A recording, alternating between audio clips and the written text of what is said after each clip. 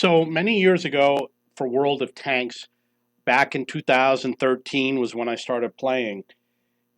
A tier 1 tank could be in a tier 10 game. And the reason why is because you could platoon with anyone.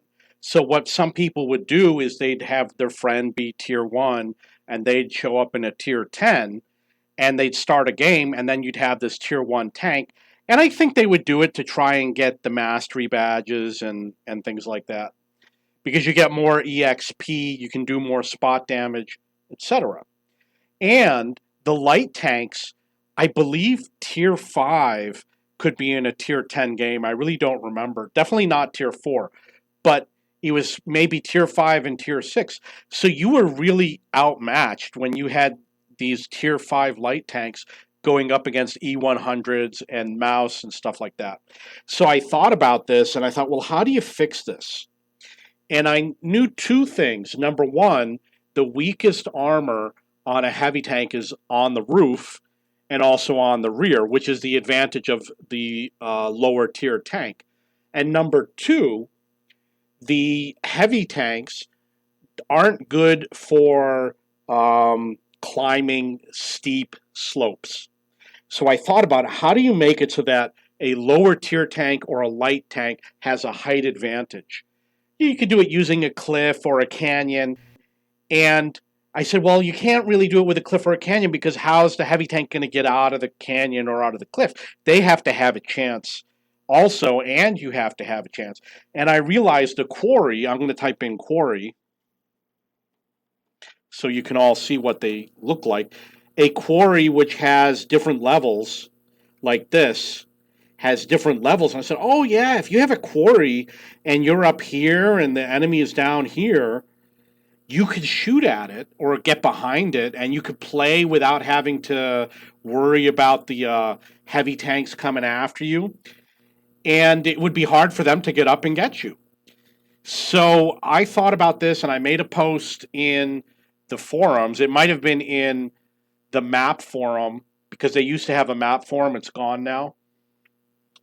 And they made what's called the Northwest map.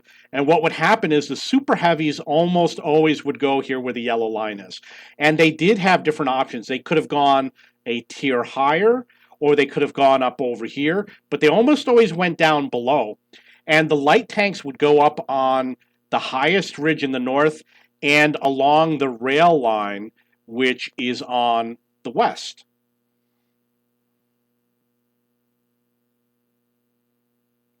So you got this rail line over here on the west and the ridge over here in the north where all the light tanks and the heavies would usually be where the yellow line is. Nobody could go in the green area.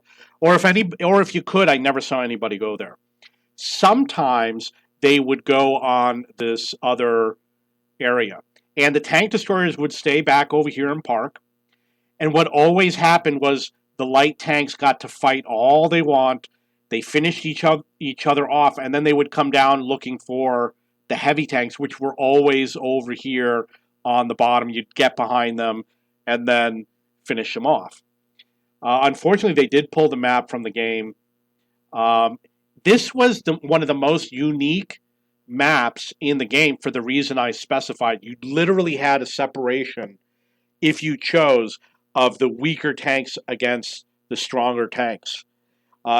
A stronger tank could go to the upper level, but because of their speed, it would take the spawn over here. You did have to do a little bit of climbing to get to the upper level. It wasn't so bad, but they almost always played in the bottom. It actually worked out better than I had imagined it would. So I guess I'll show you a few images of what it looked like. It kind of reminds you of Tundra.